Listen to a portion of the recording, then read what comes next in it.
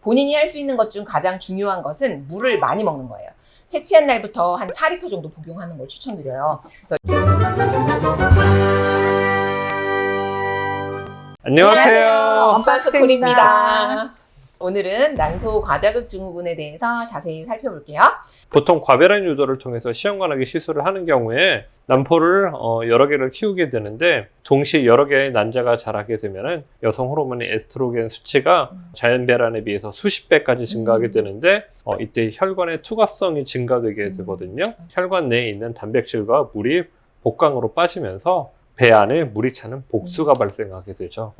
이게 난소 과자극 증후군의 기본적인 기전입니다. 드물지만 폐에도 물이 차는 흉수라는 그런 현상이 발생할 수도 있어서 호흡곤란이 일어나거나 하는 경우가 아주 드물게 있어요. 또 반대로 혈관에서는 물이 빠져나가기 때문에 혈관 내 적혈구 및 기타 혈장 성분의 농도가 높아지고 굉장히 끈적끈적해지면서 혈전의 발생 위험도가 높아지게 됩니다. 예전에는 혈전증으로 폐혈관이나 뇌혈관이 막혀서 심각한 부작용을 일으키는 경우도 종종 있었어요. 그러면 난소 과자극 증후군은 얼마나 자주 생기는 걸까요? 우리가 시험관 할 때? 시험관 시술을 받는 전체 여성 중에 유의미한 증상이 있는 난소 과자극 증후군이 발생할 확률은 약 2에서 3% 정도로 알려져 있어요. 하지만 경미한 정도의 난소 과자극 증후군까지 합치면 발생 확률이 최대 20%까지 보는 경우도 있어요. 환자분이 느낄 수 있는 난소 과자극 증후군의 대표적인 증상으로는 구역, 구토, 복통, 배가 불러오고 소변량이 감소하고 호흡곤란이나 야간에 마른 기침 등이 있을 수 있어요. 특히 소변량이 감소하거나 호흡곤란까지 오는 경우에는 중증으로 진행된 난소 과자극 증후군 확률이 높으니까 바로 병원으로 내원하셔야 돼요. 과배란 주사를 우리가 맞게 되잖아요. 그리고 이제 난자 채취를 하게 되는데, 빠른 경우에는 보통 한 3, 4일 내에 초기 증상이 나타나게 되고요. 우리가 이거를 초기 난소 과자극 증후군이라고 해요. 그런데 채취 직후에는 증상이 없다가 임신 확인 피검사하기 며칠 전부터 증상이 서서히 나타났다가 한 10일 후에 나타나는 후기 난소 과자극 증후군도 있을 수 있어요. 물론 최근에는 예전에 비해서 주사를 많이 쓰시는 경우도 드물고 증상이 악화되기 전에 예방적인 조치를 잘 안내받으시기 때문에 과자극 증후군의 발현 빈도가 이제 많이 감소했어요. 네, 후기 난소 과자극 증후군 같은 경우에는 예측이 잘 안 되고 임신 후에 체내에서 지속적으로 분비되는 임신 호르몬의 영향으로 장기간 지속되고 증상이 심해지는 경우도 있습니다. 그럼 혹시 난소 과자극 증후군을 예방할 수 있는 방법도 있나요? 네, 있어요. 난소 과자극 증후군은 과배란 유도 과정에서 생겨날 수 있는 합병증으로 난임 의사들은 과배란 주사를 세심하게 조절해서 가능한 발생하지 않도록 최선을 다해야 되고요. 네. 그렇지만 그래도 발생하니까 발생하기 전에 예방법을 알고 있으면 좋겠죠? 네. 본인이 할 수 있는 것 중 가장 중요한 것은 물을 많이 먹는 거예요. 채취한 날부터 한 4리터 정도 복용하는 걸 추천드려요. 그래서 이온 음료 1.5리터, 물 2.5리터, 합해서 4리터.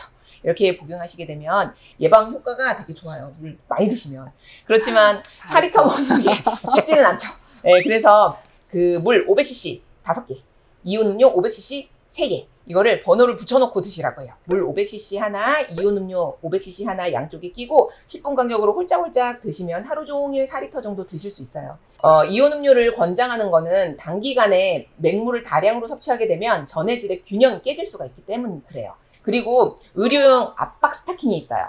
요거 신으시라고 추천해 드리는데, 발목에서 무릎까지만 오는 압박 스타킹을 추천해 드려요. 요거는 혈전 예방 주사 맞는 것만큼 혈전 예방 효과가 있어요. 복수를 예방하는 약물도 있어요. 주치의가 복수가 찰 가능성이 높은 환자들에게는 복수를 예방하기 위해서 카바락틴이라고 고프라틴 혈증 치료제를 처방하는데요. 고프라틴 혈증의 치료 시에는 주 1, 2회 복용을 하는 약인데, 난소 과자극 증후군 치료 시에는 난자 채취 전후로 시작해서 매일 복용을 하시게 돼요. 이 약이 과거에 제가 이제 서울대에서 펠로우 하던 시절에는 아마 같이 있었는데, 희귀의약품이어가지고 이렇게 신청서를 꼭 신청하고, 그리고 직접 희귀의약품 센터에 가서 받아와가지고 환자분들한테 이렇게 전해드렸던 그런 기억이 있어요. 그런데 요즘에는 이제 쉽게 구할 수 있게 돼서 진심으로 전국의 난임센터에서 난소 과자극 증후군 환자 빈도가 반으로 줄게 한 이제 1등 공신인 약입니다. 그리고 이제 저희가 난자 채취 후에 난소 과자극 증후군 위험이 높다고 판단이 되면은 배아 이식을 하지 않고 모든 배아를 우리가 이제 냉동 보관하는 방법도 난소 과자극 증후군을 예방하는 가장 좋은 방법 중에 하나예요. 배란 억제 주사를 난자 채취가 끝난 후에 며칠간 사용함으로써 난소 과자극 증후군을 예방할 수 있어요.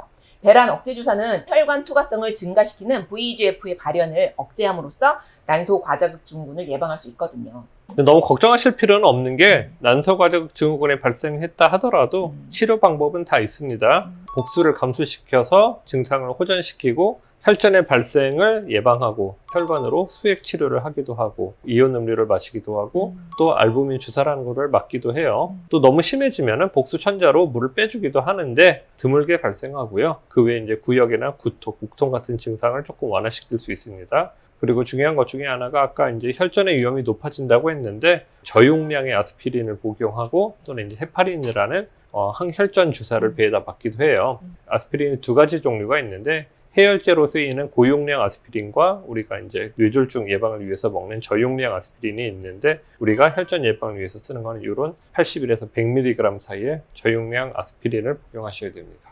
지금까지 난소 과자극 증후군은 왜 발생하는지, 어떤 증상이 나타나는지, 예방법과 치료법은 어떤 것들이 있는지 알아봤습니다.